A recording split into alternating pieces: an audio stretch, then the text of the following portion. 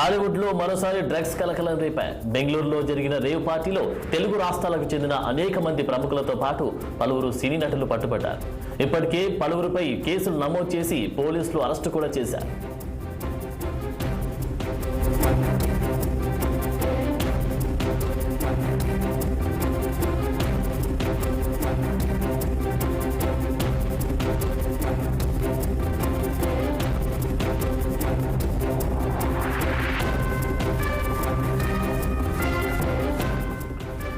టాలీవుడ్ లో మరోసారి డ్రగ్స్ కలకలం రేపాయి. బెంగళూరులో జరిగిన రేవ్ పార్టీలో తెలుగు రాష్ట్రాలకు చెందిన అనేక మంది ప్రముఖులతో పాటు పలువురు సినీ నటులు పట్టుబడ్డారు. ఇక ఇప్పటికే పలువురిపై కేసులు నమోదు చేసి పోలీసులు అరెస్టు కూడా చేశారు. అసలు రేవ్ పార్టీ అంటే ఏంటి? చిందు మందుతో పాటు నిషేధిత మత్తు మందులు కూడా ఉంటాయా?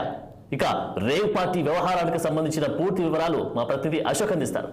అశోక్, సో దేశవ్యాప్తంగా ఆ రేవ్ పార్టీలపై అయితే చర్చ కొనసాగుతుంది. ఏదైతే ఆదివారం బెంగళూరులో రేవ్ పార్టీ ఘటన తర్వాత దేశవ్యాప్తంగా దీనిపైన అయితే చర్చ కొనసాగుతుంది. ఆ రేవ్ పార్టీలో తెలుగు రాష్ట్రాలకు సంబంధించిన సెలబ్రిటీలతో పాటు రాజకీయ ప్రముఖులు కూడా రేవ్ పార్టీలో హాజరయ్యారు. కొంతమందికి పోలీసులు నోటీసులు కూడా జారీ చేశారు, కొంతమంది అరెస్ట్ చేశారు. సో అసలు రేవ్ పార్టీ అంటే ఏంది? గతంలో కూడా చాలా విన్నాము. రేవ్ పార్టీలో పెద్ద పెద్ద సెలబ్రిటీల కొడుకులు కానీ వాళ్ళు పట్టుబడ్డ సందర్భాలు ఉన్నాయి. అక్కడ డ్రగ్స్ తీసుకొని కూడా పట్టుబడ్డ సందర్భాలు ఉన్నాయి. కాబట్టి అసలు రేవ్ పార్టీ ఎక్కడి నుంచి పుట్టింది, ఈ పదం ఎక్కడి నుంచి, ఈ సంస్కృతి ఇండియాకు వచ్చిందని మనం తెలుసుకునే ప్రయత్నం చేద్దాం. ప్రధానంగా ఈ రేవ్ పార్టీలు అనేది అత్యంత ఖరీదైన పార్టీలు అని చెప్పుకోవచ్చు. ఎలక్ట్రానిక్ డ్యాన్స్ ఈవెంట్ అంటారు వీటిని.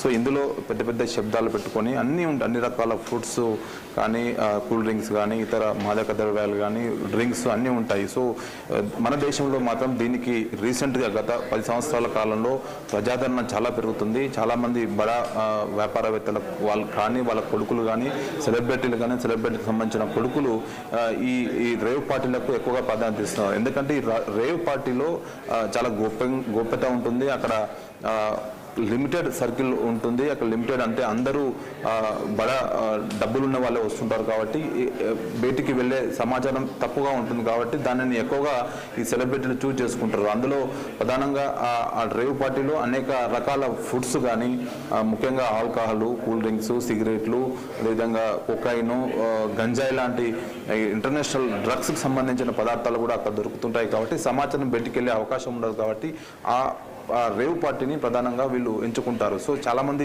సెలబ్రిటీలు ఎందుకు వెళ్తారంటే దీనికే ప్రధాన కారణం. సో మన దేశంలో కూడా చాలా రాష్ట్రాలలో ఈ రేవ్ పార్టీలు జరుగుతుంటాయి. ప్రధానంగా గతంలో చూసుకుంటే గత 10-15 సంవత్సరాల క్రితము హిమాచల్ కులు ప్రాంతంలో ఈ రేవ్ పార్టీలు ఎక్కువ జరిగాయి. దాని తర్వాత పూణే, బాంబే, బెంగళూరు లాంటి సిటీలలో ఎక్కువగా ఈ రేవ్ పార్టీలు జరిగాయి. దాని తర్వాత హైదరాబాద్ లాంటి సిటీల్లో కూడా ఈ రేవ్ పార్టీలు దాన్ని విస్తరించింది. సో ఈ రేవ్ పార్టీల్లో ప్రధానంగా డ్రగ్స్తో పాటు అదేవిధంగా అసాంఘిక కార్యక్రమాల కోసం కూడా సపరేట్ రూమ్స్ కూడా బుక్ చేస్తారంటూ కూడా ఒక టాక్ అయితే నడుస్తుంది. సో ఈ రేవ్ పార్టీలు మన దేశంలో గతంలో 90 దశకంలో లేవు. ఇది యూరోపియన్ కంట్రీలో ఎక్కువగా నమోదవుతుంది. 80 దశకము 60 దశకంలో యూరోపియన్ కంట్రీలో ఎలక్ట్రానిక్ డ్యాన్స్ ఈవెంట్స్ పేరుతో పెద్ద ఎత్తున ఈ నిర్వాహకులు జరుపుకుంటారు. అక్కడ యూరోపియన్ కంట్రీలో సర్వసాధారణము. లండన్, యుఎస్ లాంటి దేశాలలో ఈ రేవ్ పార్టీలు సర్వసాధారణంగా జరుగుతుంటాయి. అక్కడ అన్ని అసాంఘిక కార్యక్రమాలతో పాటు మత్తు పదార్థాలు, సిగరెట్లు, డ్రగ్స్ ఇవన్నీ తీసుకుంటారు. కానీ మన దేశంలో రేవ్ పార్టీ నిర్వహణ అనేది లేదు. ఇక్కడ పర్మిషన్ లేదు. ఇక్కడ రేవ్ పార్టీ నిర్వహణ పేరుతో డ్రగ్స్ ఏదైతే నిషేధిత పదార్థాలు ఉంటాయో అది యూజ్ చేస్తున్నారు. సో దీని పట్ల గత కొంతకాలంగా చర్చ కొనసాగుతుంది. ఈ రేవ్ పార్టీలు ఎందుకు నిర్వహించుకుంటారనే ప్రధాన కారణము, ఈ రేవ్ పార్టీలు నిర్వహించుకోవడానికి ప్రధాన కారణము అక్కడ గోప్యత ఎక్కువగా ఉంటుంది. సెలబ్రిటీలు, బడా వ్యాపారవేత్తలు, వాళ్ళ కొడుకులు, సినిమా సెలబ్రిటీ సంబంధించిన వాళ్ళ కొడుకులు, కూతుళ్ళు అందరికి వెళ్ళి అక్కడ ఇదంతా ఎంజాయ్ చేస్తుంటారు. ముఖ్యంగా అక్కడ కూల్ డ్రింక్స్, అదేవిధంగా మందు, అదేవిధంగా సిగరెట్లు, గంజాయి, కొకైన్ లాంటి మత్తు పదార్థాలు అక్కడ తీసుకుంటారు. సో అక్కడ నుంచి సమాచారం వెళ్లేందుకు బయటికి వీలు లేదు కాబట్టి అలాంటి ప్రాంతాన్ని ఎంచుకుంటారు. సో కాబట్టి దేశవ్యాప్తంగా చాలా రాష్ట్రాలలో, చాలా ప్రధానమైన పట్టణాల్లో ఈ రేవ్ పార్టీ కల్చర్ పెరిగింది. దీనికి కారణం యూరోపియన్ కల్చర్ అని చెప్పుకోవచ్చు. విదేశాల నుంచి ఇది పుట్టింది. సో దాని తర్వాత దేశంలో కూడా చాలా పట్టణాల్లో ప్రధానంగా విస్తరించిపోతుంది. సో గతంలో హిమాచల్ ప్రదేశ్లో ఇది ఎక్కువగా కులు ప్రాంతంలో జరుపుకునేవారు. దాని తర్వాత గోవా నుంచి పూణే, ముంబై ఇలాంటి పట్టణాల్లో దీని ఆదరణ పెరుగుతూ వస్తుంది. ఇప్పుడు హైదరాబాద్ లాంటి నగరాల్లో కూడా దీన్ని ఆదరణ పెరుగుతోంది. కాబట్టి దీనిపైన పోలీసులు కూడా స్పెషల్ ఫోకస్ పెట్టారు. ఈ రేవ్ పార్టీలు నిర్వహించుకునే వారిపైన నిఘా పెంచింది. అందులో భాగంగానే మొన్న బెంగళూరులో ఏదైతే రేవ్ పార్టీ నిర్వహణ సందర్భంగా అనేక మంది రాజకీయ ప్రముఖులు కానీ సినిమా సెలబ్రిటీలు పట్టుపడడం, సో తెలుగు రాష్ట్రాలకు సంబంధించిన సెలబ్రిటీలు కూడా ఉన్నారు. సో దీనిపైన అయితే అటు కేంద్ర రాష్ట్ర ప్రభుత్వాలు కూడా నిఘా పెంచాయి. ఖచ్చితంగా ఈ రేవ్ పార్టీల పేరుతో అసాంఘిక కార్యక్రమాలు చేపడితే మాత్రం కఠిన చర్యలు తీసుకుంటామంటూ పోలీసులు అయితే చెప్తున్నారు. మరి ఈ బెంగళూరు రేవ్ పార్టీలో తెలుగు రాష్ట్రాలకు చెందినటువంటి అనేక మంది ప్రముఖులతో పాటు కూడా పలువురు సినీ నటులు కూడా పట్టుబడ్డట్టుగా తెలుస్తా ఉంది. మరి అసలు ఇది వాస్తవం అంటారా? అసలు ఇప్పటి వరకు ఇన్వెస్టిగేషన్ ఏ విధంగా కొనసాగుతోంది? ఈ నటుల మీద వచ్చినటువంటి ఆరోపణలు నిజమంటారా? ఇది వాస్తవమా? అసలు డీటెయిల్స్ ఏంటి?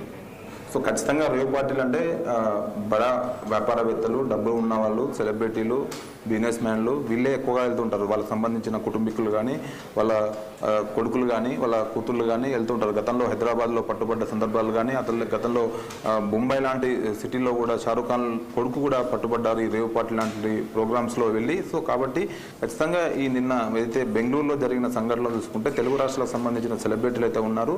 సో వారిని వాళ్ళు మేము లేము, కేవలం వెళ్ళాము కానీ మేము కూల్ డ్రింక్ తీసుకున్నామంటూ అది తీసుకున్నామంటే ఏదో చెప్తున్నారు. కానీ అసలు పోలీస్ ఇన్వెస్టిగేషన్ అయితే జరుగుతోంది. హేమ సెలబ్రిటీ కానీ, హేమ నటి కానీ, మిగతా ఎవరైతే నటులు ఉన్నారో సో వాళ్ళందరినీ ఎంక్వైరీ చేసే అవకాశం ఉంది. ఖచ్చితంగా వాళ్ళు బ్లడ్ శాంపిల్ తీసుకొని వాళ్ళు డ్రగ్స్ తీసుకున్నారా లేదా అనే దానిపైన కూడా వాళ్ళు దర్యాప్తు చేసే అవకాశం ఉంది పోలీసులు. ఖచ్చితంగా ఈ బెంగళూరు రేవ్ పార్టీలో ఎవరైతే వెళ్ళారో వాళ్ళందరికీ బ్లడ్ శాంపిల్ దాదాపు 150 మందికి పైగా ఆ రేవ్ పార్టీలో పాల్గొని తెలుస్తుంది. ఆ రేవ్ పార్టీలో పాల్గొన్న ప్రతి ఒక్కరూ డ్రగ్స్ తీసుకున్నారని మాత్రం తెలియదు, కానీ ప్రతి ఒక్కరిని ఎంక్వైరీ చేసే అవకాశం ఉంది. అందులో పాల్గొన్న ప్రతి వ్యాపారవేత్తలు, వాళ్ళకి సంబంధించిన కొడుకులు కానీ, రాజకీయ నాయకుల కొడుకులు కానీ, అటు సినిమా సెలబ్రిటీలు కానీ. సో ఎంక్వైరీ తర్వాత ఫర్దర్గా మనకు వాళ్ళు డ్రగ్స్ తీసుకున్నారా లేదని మాత్రం మనకు తెలిసే అవకాశం ఉంది. ఇప్పటి వరకు సినీ ప్రముఖుల్ని కానీ, టాలీవుడ్లో ఉన్నటువంటి వారిని కానీ, బడా వ్యాపారవేత్తల్ని కానీ, అంటే మన తెలంగాణకు సంబంధించినటువంటి వారిని ఎవరైనా అదుపులోకి తీసుకున్నారా? అసలు డీటెయిల్స్ ఏంటి? సో ఇప్పటివరకు చూసుకుంటే బెంగళూరు రేవ్ పార్టీలో కేవలం కొంతమంది పేర్లు మాత్రమే బయటకు వచ్చాయి, తెలుగు సెలబ్రిటీలు. అది హేమ కానీ, అటు శ్రీకాంత్ కానీ, ఇంకా 2-3 హీరోయిన్ల పేర్లు బయటకు వచ్చాయి. సో వాళ్ళ క్లారిటీ నుంచి మాత్రం వాళ్ళ క్లారిటీ ఇస్తున్న ప్రకారము మేము ఆ రేవ్ పార్టీలో లేము, అది ఆ వీడియో ఫేక్ వీడియో, అందులో మేము లేము, అది మాలాగా ఉన్న వీడియో అంటూ ఇటు శ్రీకాంత్ కానీ, ఇటు హేమ కానీ చెప్పే ప్రయత్నం చేస్తున్నారు. సో హేమను కూడా పోలీసులు విచారిస్తున్నట్టు తెలుస్తూ ఉంది. ఖచ్చితంగా హేమ ఉన్నట్లు అటు బెంగళూరు పోలీసులు కూడా ధృవీకరించారు. ఇటు హేమ మాత్రము నేను లేను అంటూ ఆమె నిన్న ఒక వీడియో కూడా విడుదల చేసింది. సో వీటన్నిటిని పోలీసులు క్రాస్ చెక్ చేసుకునే అవకాశం ఉంది. ఓన్లీ సెలబ్రిటీలో ఉన్నారా, లేకపోతే రాజకీయ నాయకులకు సంబంధించిన వాళ్ళకి సంబంధించిన బంధువులు కానీ వేరే వాళ్ళు ఎవరన్నా ఉన్నారా దానిపైన కూడా పోలీసులు ఎంక్వైరీ చేస్తున్నారు. సో ఎంక్వైరీ తర్వాత ఫర్దర్ ఇన్ఫర్మేషన్ తెలిసే అవకాశం. Thank you.